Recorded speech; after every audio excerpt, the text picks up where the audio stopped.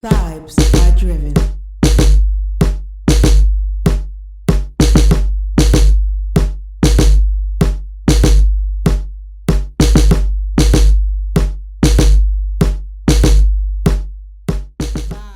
Viene de mucho tiempo atrás, viene como del colegio.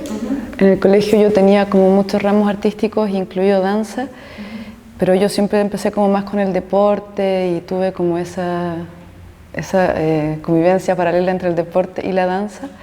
Y luego cuando estuve como en enseñanza media, tuve una profesora de danza que me marcó mucho y ahí como que escogí la danza.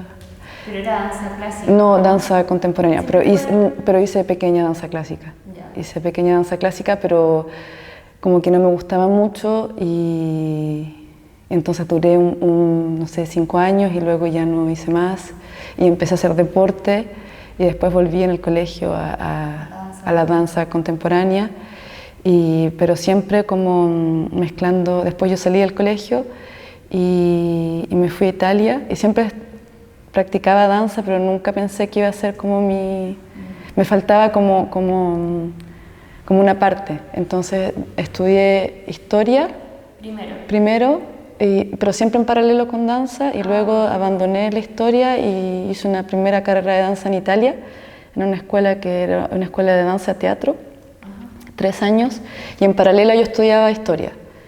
Y cuando terminé esta escuela de danza teatro, no terminé historia, y me volví a Chile y estuve en Chile como 1 año y todo el mundo me dijo así, no vuelvas, es muy joven, no sé qué, y ahí yo dije, bueno, tal vez quiero estudiar más, y fui en el 2009 a estudiar como una segunda etapa de danza que era mucho más contemporánea, porque la escuela en Italia era mucho más técnica y mucho más danza teatro y todo. Y en realidad fue verdaderamente en Francia, en esta escuela de danza contemporánea que se llama Centro Nacional de Danza Contemporánea d'Angers, que me di cuenta que podía mezclar todo en mi trabajo, como una... Eso te iba a preguntar, ¿cómo mezclas historia con danza? ¿O qué es lo que te gusta de ese cruce?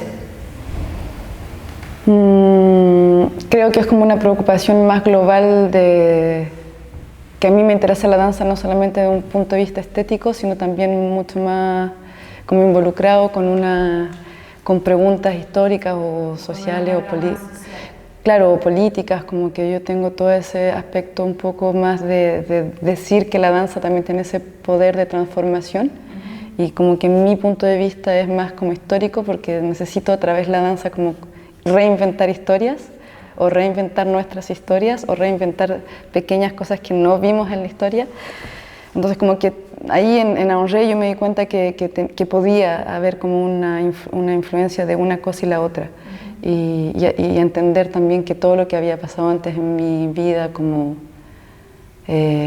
como tanto en la historia o tanto en el colegio con la literatura, siempre tuve otros intereses alrededor de la danza. Entonces fue como en Angers que me di cuenta, pero la danza puede mezclar todo eso. Es que hay un montón, como que yo creo, me siento una persona que trabaja mucho como conectada con un medio artístico de la danza, como que no me siento nunca que invento algo, o siempre estoy como buscando relaciones con otras personas vivas o muertas, o sea, de la historia de la danza. Y Maggie Marin siempre fue como, o sea, sigue siendo hasta hoy día como una artista súper importante para mí, y esa obra, Maybe, como que me di cuenta a qué punto la danza y la expresión y el teatro y la música y Beckett y todo eso podían estar juntos. Entonces cuando yo vi ese ballet, porque es un ballet casi, me pareció muy fuerte como el trabajo de las figuras y de esa potencia de una masa y de una comunidad que cuestiona. Entonces me marcó mucho, y su trabajo como que sigue marcándome, ¿eh? Me encuentro una artista bien importante para mí, viva en este momento. Sigue, sí. Me gusta, me es importante como ligarme a familias artísticas. Entonces como que me gusta pensar que de una otra parte estoy ligada con Maggie Marin, entre otras, digamos.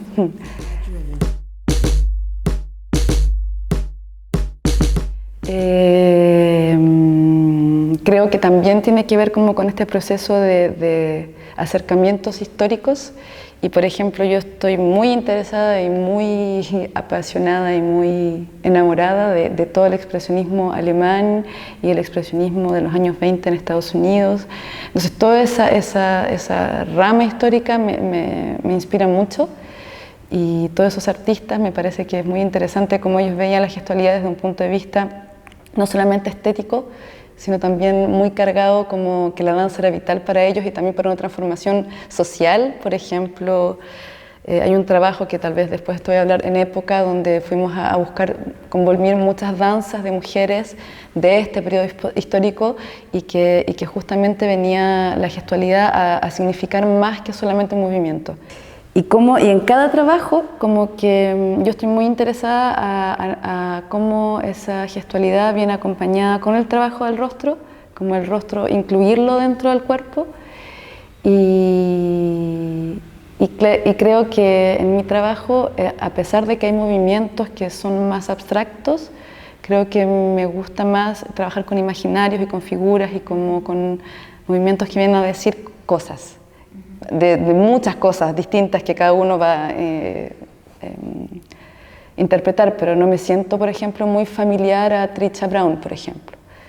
¿Cachai? Como que siento que mi trabajo tiene otra familia, no es esa abstracción pura, a pesar de que me interesa mucho y todo esto, pero no es por ahora, tal vez más tarde haré trabajos mucho más abstractos y movimiento puro, pero por ahora mi trabajo no va a tocar como esa línea, a pesar de que me gusta mucho verlo, estudiarlo, entenderlo, pero no estoy más asociada como a los años 30, esa expresión, a crear movimientos que vienen a tocar como la carne, me gusta mucho eso.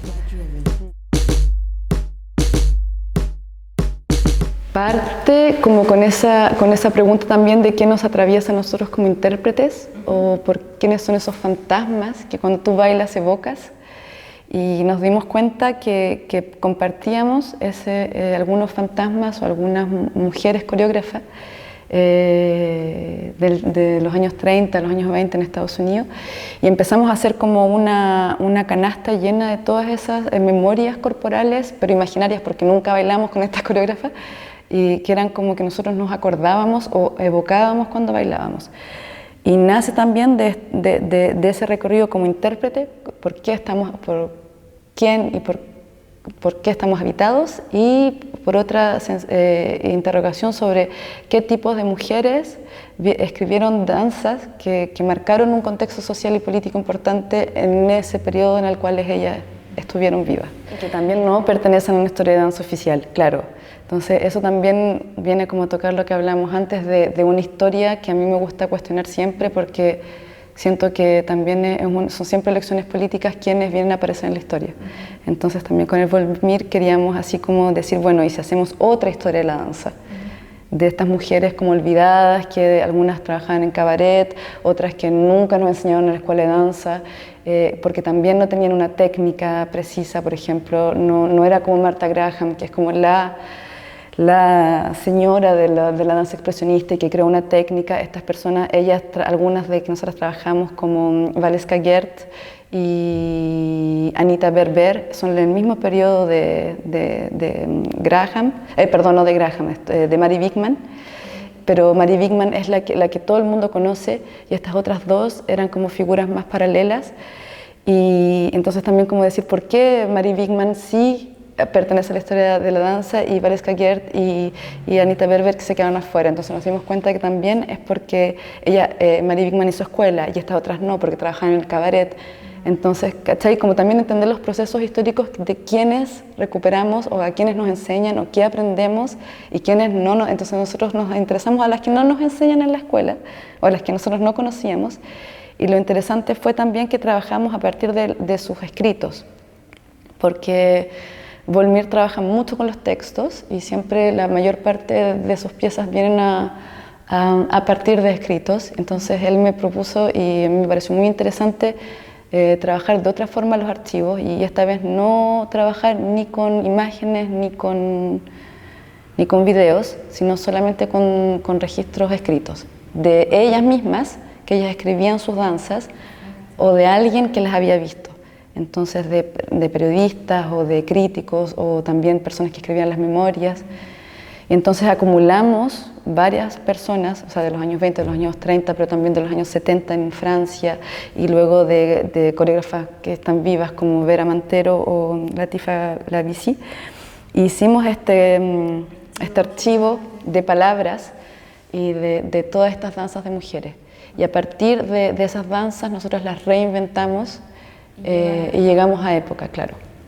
Entonces también que tienen una cualidad entre todas para nosotros que la junta a todas estas mujeres artistas. En 2015 hice Época y el 2016 hice Mi Solo, que se llama Disparu, que quiere decir desaparecido, y que viene de una danza, de una postura de una danza de época, que al inicio esa danza viene a cuclillas, y que hay una pequeña danza en época que yo salto a cuclillas y a mí me quedó dando vuelta ese a cuclillas y decir que loco que no tenemos muchas danzas a cuclillas o bajas, o que significaría como deconstruir una vertical, y me quedó dando vuelta y empecé a hacer como un estudio medio antropológico de esa postura, como... ¿En particular? Sí, claro, porque quiere decir muchas cosas y al mismo tiempo como que no nos atrevemos mucho a danzar a partir de decir, bueno, y se me olvidó que la vertical es vertical y deconstruyo eso y hago solamente danzas al suelo o bajas, ¿qué significaría? Y me interesó mucho eso, como el cambiar la relación de la vertical y bajarla.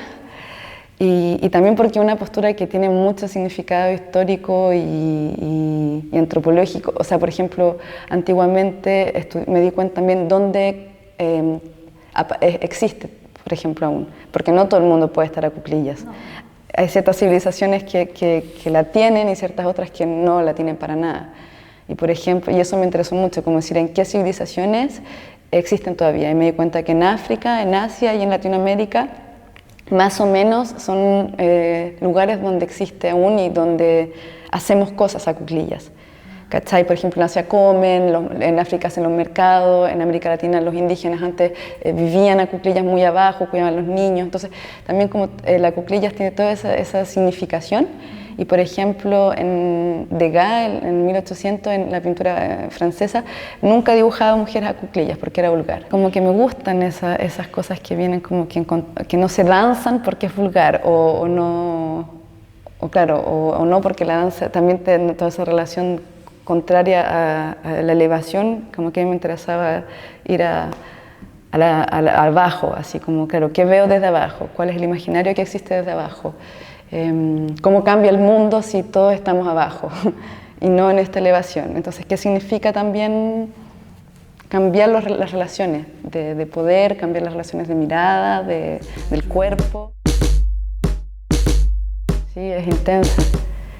Es intensa. Es que a mí me gusta también como eso, como darme desafíos de crear corporalidades que tal vez no existen cuando yo comienzo la obra. ¿Cachai? Con Época era lo mismo. ¿Cómo uno se puede desvestir de tu cuerpo cotidiano y actual y ir a crear como otros cuerpos con cada obra? Y Disparu es un poco eso, pues como al principio yo la quería hacer toda abajo y físicamente es súper intenso, entonces también la obra la construí también como diciendo ya, pero ahora ya no puedo más, tengo que un poco, claro, exacto. Finalmente es como una negociación entre tu intención primera y como lo que llegas a hacer físicamente y después el cuerpo cambia. También cuando bailas una obra, entonces también es interesante. Con Disparu, siempre es muy importante el vestuario para mí en todas las piezas, como que me ayuda como a crear la corporalidad, ¿cachai? Como decir, ok, cada nueva pieza tiene una nueva ropa y un nuevo cuerpo. Entonces, cuando yo creé Disparu, me parecía que necesitaba, como era yo sola, un vestuario particular, así como bien asumido. Y yo invité a una creadora de vestuario súper interesante que se llama Corinne Petitpierre y que ella también es artista visual. Y me dijo, mira, yo tengo esta visión, si tú quieres, es bien osada, pero si tú quieres yo te lo hago. Pues. Y en el fondo yo le dije, ya, me dibujó, me pareció súper osado porque no entendía muy bien, es un vestido hecho de hilos que tiene como varias capas y que en el fondo cada vez que yo me muevo el vestido también se mueve, entonces como que es un cuerpo, o un otro cuerpo sobre mi cuerpo, entonces como que yo dije ya vamos y me pareció también claro como un vestuario que se transformaba con la pieza. Sí. Quietos nace como de otra mirada sobre los archivos que para esta pieza yo quería trabajar como con un archivo que no viniera de la danza, como para Disparu que había la postura y en época que habían los escritos. Para Quietos quería trabajar como con un archivo pero que no viniera directamente de la danza y al mismo tiempo que tuviera algo de físico. Entonces por eso elegí este canto, que es como que sin ser directamente danza, es un canto que necesita voz y que la voz es ya cuerpo, claro. Entonces por eso dije ya, y quería trabajar con un periodo histórico que yo no conociera, que era como el medioevo francés, que no tengo idea, y un archivo de mujer, como que creo que en todas mis piezas de una u otra forma trabajo como también con cosas de mujer, que está muy presente como en mis preocupaciones, o sí, como que... ¿Pero ha sido una casualidad eso? El trabajar... Trabajar con mujer, claro. No, creo que no es casualidad, si bien no, creo que me interesa, creo que también es como escribir la historia de otro punto de vista, ¿cachai? Como que siempre también esa necesidad de reinventar historias, creo que tiene que ver también como sacar a la luz mujeres que son para mí son muy importantes, o para el mundo de la danza son muy importantes, que las olvidamos. Y también, por ejemplo, esta mujer, Beatriz Díaz, que es la compositora de la cual viene esta frase de este canto que se llama Yo cantaré lo que yo nunca hubiera querido cantar. Y lo escribió en el siglo XII y me pareció muy extraño que en el siglo XII una mujer pudiera decir eso. Y lo encontré súper particular, y después yendo a estudiar me di cuenta que no era para nada particular porque pertenecía a un periodo histórico muy rico, muy libre, y que después la Iglesia, la Inquisición y todo eso vino a cambiar, pero en el amor cortés, que se llama, era muy libre, y esta mujer le escribía no a su marido, sino que le escribía a su amante. Entonces, claro, a partir de una frase digo, wow, en el siglo XII, increíble que ella pueda escribir eso, después te das cuenta que no, pues solamente mi desconocimiento en este periodo histórico, que en el fondo era súper libre, y que después vinimos a crear toda esa moral dentro del amor, pero que en ese momento ella podía escribir. Y había muchas mujeres compositoras, lo que pasa es que no nos quedan muchos archivos, pues, pero igual hay mucho más. Entonces, Quietos nace de esta frase y de esa ganas de crear como archivos de cantos que vinieran a responder quiénes serían las Beatrices dentro de otras geografías y otros tiempos históricos. ¿Ustedes cantan en la voz? Por el momento no cantamos, pero vamos a trabajar la voz, sí. Pero... Esta es una obra que están preparando para noviembre. Sí, claro, en noviembre. Estamos en el inicio igual, a pesar de que la investigación nació hace rato, que estamos así, que va a venir a dialogar con estas mujeres, o sea, con estos cantos de mujeres. Después llegamos a la necesidad de crear como una danza, y yo decía, bueno, pero ¿qué tipo de danza va a venir a dialogar con estos cantos? Y nos dimos cuenta que nos faltaba una danza de escucha, y que eso yo nunca me había preguntado cómo crear danzas que escuchan voces.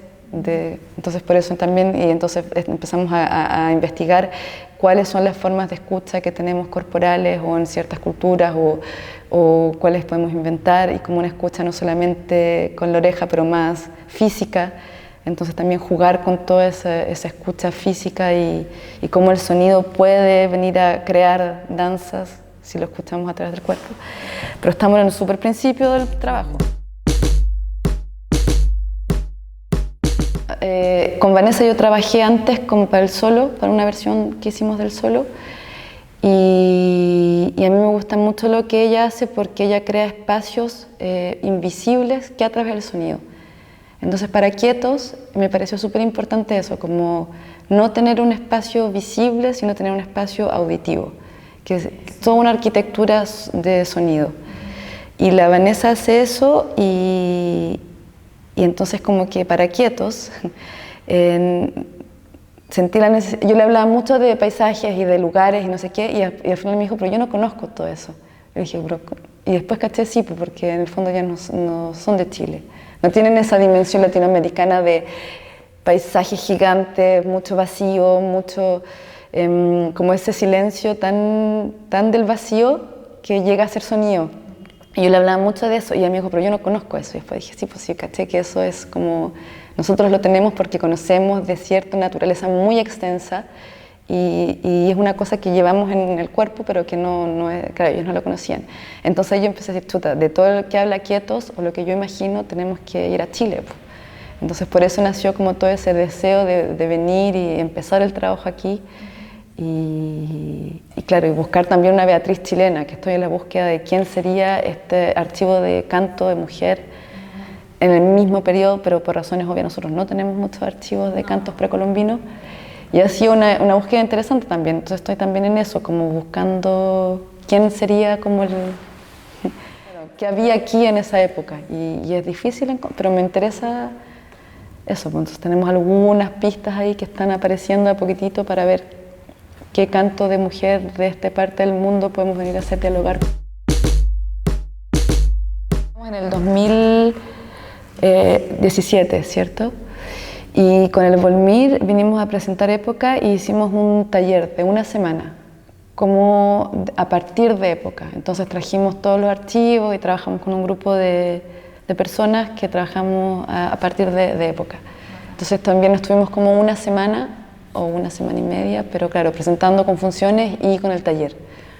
Y Desaparecía lo presentamos en este contexto que te contaba de ejercicios curatoriales, que después llegó a Dance Fabric y todo eso. Pero sí, en residencia así como de este tipo la primera vez. Y me parece que es muy interesante.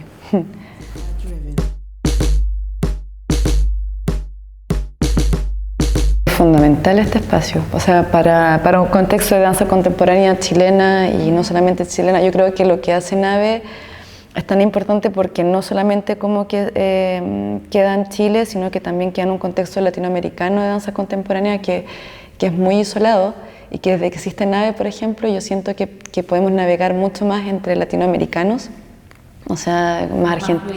Claro, que por ejemplo yo he conocido gente de Argentina, gente de Brasil que venía y cuando yo voy a otros países como que me dicen, oye, hemos ido a Nave, entonces como que permite como juntar mucho más artistas latinoamericanos que pasan por Nave, entonces también como que creen y que después que circulen y que los trabajos sean vistos y también como esa circulación hacia fuera de Chile, Latinoamérica y Europa. Entonces como también no solamente un lugar, un espacio donde podemos trabajar y empezar piezas o terminar piezas, depende del lugar, sino que también como una plataforma de internacionalización y de visibilidad de artistas chilenos.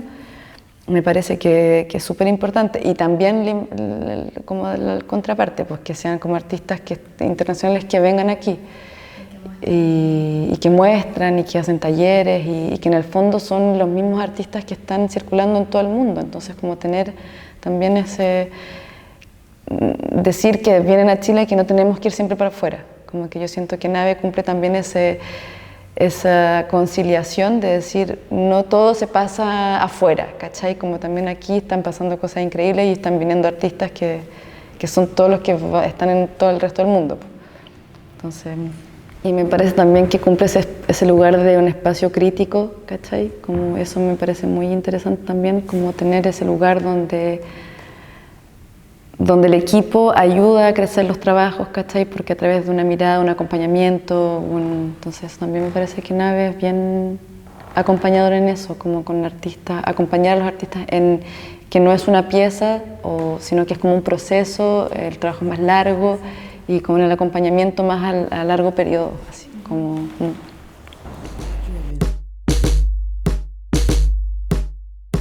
Como que cada pieza también tiene como esa cosa que se reinventa cada vez, ¿cachai? Como que yo siento que no, si bien tengo como ciertos procesos que se repiten, como que siento que cada pieza también yo reinvento como herramientas para poder danzar, ¿cachai? Como que y eso me interesa mucho también, como... ¿Cómo qué herramientas? Por ejemplo, no sé, pues en época teníamos los escritos de mujer, entonces ese escrito venía a crear los imaginarios y el gesto, en Disparu yo tenía esa postura, y en Quietos tengo estos cantos y tengo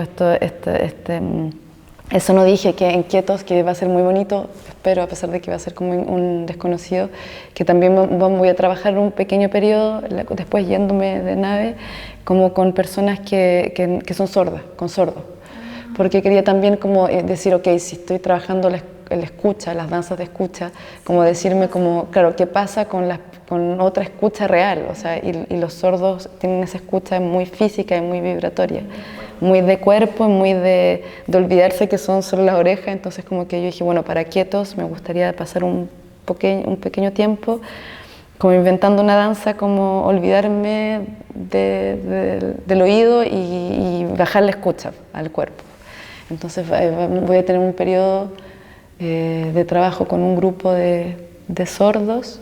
¿Y eso lo van a tener acá en Santiago? No, lo vamos a hacer más tarde porque era muy luego para mí, como era el inicio, ahora aquí en Nave es como las 2 primeras semanas, el inicio del trabajo, como que sentí que era muy luego tanta información, entonces como que separé durante el proceso más tarde, porque voy a tener más herramientas, ¿cachai? Como que en esta residencia también lo que estamos trabajando con la Bettina y Vanessa es como entender, porque tenemos mucho material de investigación y ahora en estas 2 semanas de residencia queremos entender cuáles van a ser como los verdaderos...